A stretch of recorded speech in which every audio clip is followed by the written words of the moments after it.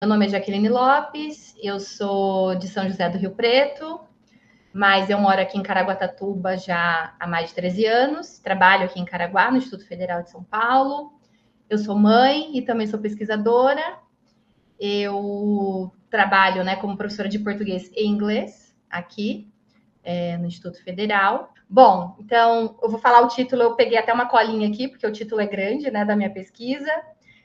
Do desejo ao conflito, a trajetória de uma professora na ressignificação de abordagem no ensino de língua inglesa em contexto de Instituto Federal. Então, acho legal falar, né, para quem ainda está na pesquisa, comentar que, primeiramente, o foco da minha pesquisa era voltado para os alunos, para a aprendizagem desses alunos, com material, com essa abordagem que foi utilizada.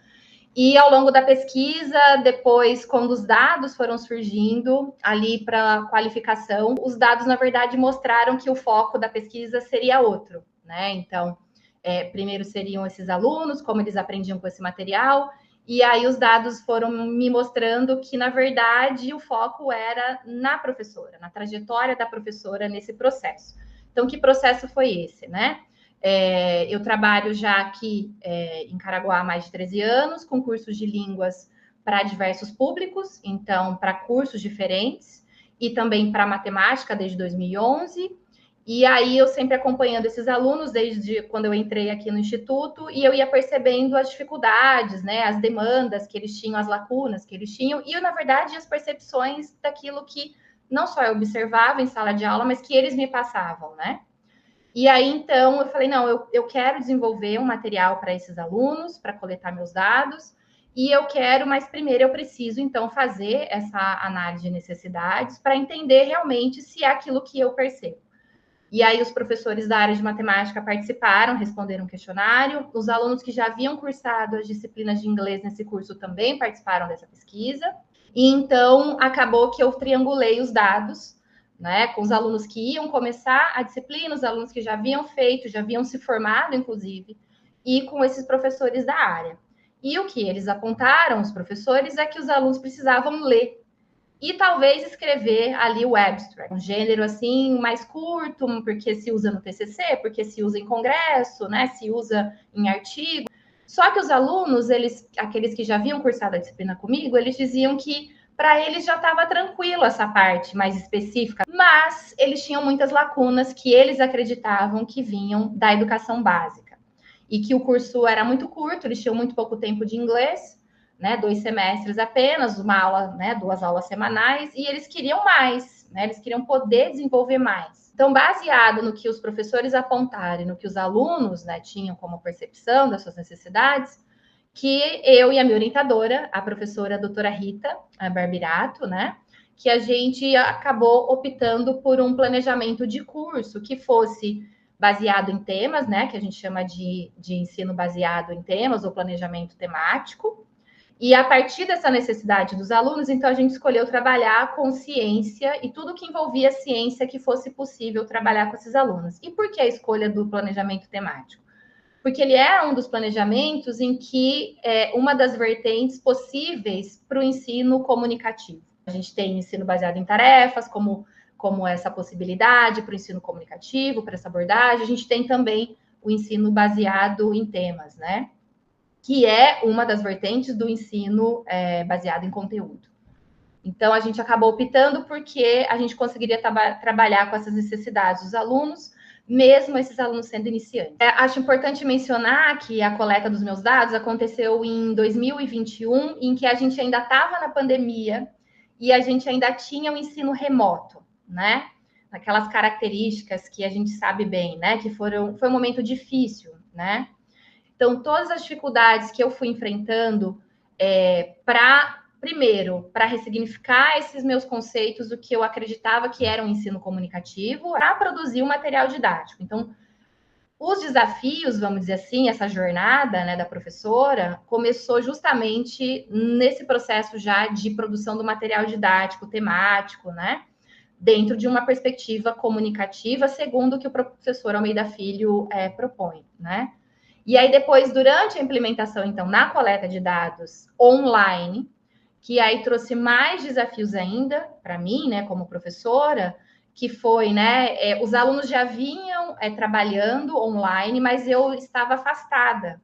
Então, eu tive que aprender tudo, porque eu tinha que, primeiro, ensinar dentro de uma perspectiva, de uma abordagem diferente para mim do que eu fazia, né?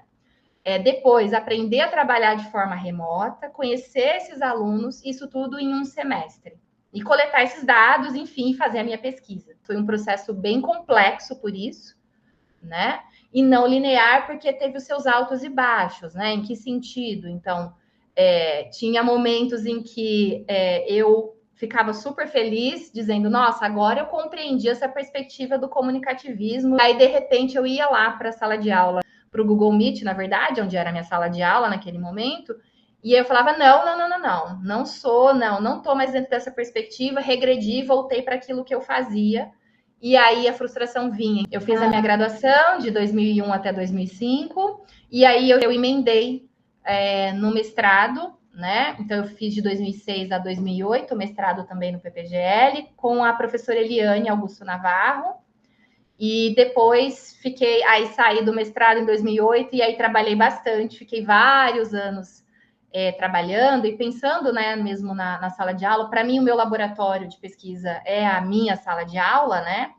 Eu sempre reflito sobre os processos que acontecem na sala de aula. Eu comecei, então, no PPGL em 2006, né? E com a UFSCar desde 2001. Então, eu terminei a graduação em 2005. Eu já participava de projetos de extensão durante a graduação. Na época, a gente tinha um projeto grande, assim, que durou vários anos. A gente dava aula de inglês para os mecânicos da TAM. Né? Eu tive essa oportunidade, né, de trabalhar desde a graduação com ensino para propósitos específicos, né? Ensino de inglês para propósitos específicos. E desde a graduação eu já me interessava por esse processo reflexivo, digamos assim, né? Eu acho que essa coisa que o pesquisador precisa ter de ser reflexivo, de ser curioso, né? De querer ir além, de querer descobrir mais sobre um tema, né? Sobre um objeto de estudo. Então eu já tinha esse interesse de trabalhar e sempre gostei de trabalhar com ensino e aprendizagem de línguas, né? Mais voltado para a linguística aplicada, então, para essa parte mais de sala de aula, de analisar o processo de implementar, ou de criar o próprio material didático, né? Que foi o que eu acabei fazendo depois no doutorado. Foram os 2 anos, né? Que são super corridos do mestrado, é bem puxado. Eu entrei com um projeto que foi bem reduzido e foi até transformado num outro projeto, né? Que foi possível de realizar naquele momento. E depois eu resolvi que eu queria ficar um tempo afastado, né, da academia, digamos assim, que eu queria trabalhar, queria ter as minhas experiências fora. E aí, mas sempre pensando em como eu voltaria um dia para fazer o doutorado, né? Eu nunca falei, não, agora eu só vou dar aula, não quero mais esse papel de pesquisadora. Eu sempre pensei, quero trabalhar como professora, quero ter as minhas experiências. E aí, sempre que eu tinha uma experiência, eu pensava, isso aqui podia ser um estudo. Aí eu acho que eu poderia investigar melhor isso que está acontecendo aqui comigo. Né? Então, isso sempre foi um desejo, né? Eu sempre refleti sobre a minha prática, o que eu poderia trazer depois para pesquisa, né? E fazer como pesquisadora. E agora eu terminei o doutorado em dezembro, faz pouco tempo. Então, eu ainda estou num momento de descanso, digamos assim, né, da pesquisa, mas ao mesmo tempo, claro, já atuando na sala de aula e já submetendo projetos de iniciação científica para orientar aluno, já pensando em projeto de extensão para trabalhar com professores, né? Para, claro, eu acho que é importante, né? Eu trabalho na educação pública, né, numa instituição pública, estudei toda a minha vida numa instituição pública e eu acho importante devolver isso, né, para a população, para a comunidade, né? O compartilhar com outros professores essa partilha e também levar isso, né, para os meus alunos e para outras pessoas que têm interesse, né, enfim, no ensino, na aprendizagem de línguas. Eu acho isso, para mim, pelo menos, eu acho que eu preciso devolver, né, todo esse investimento que eu recebi, né?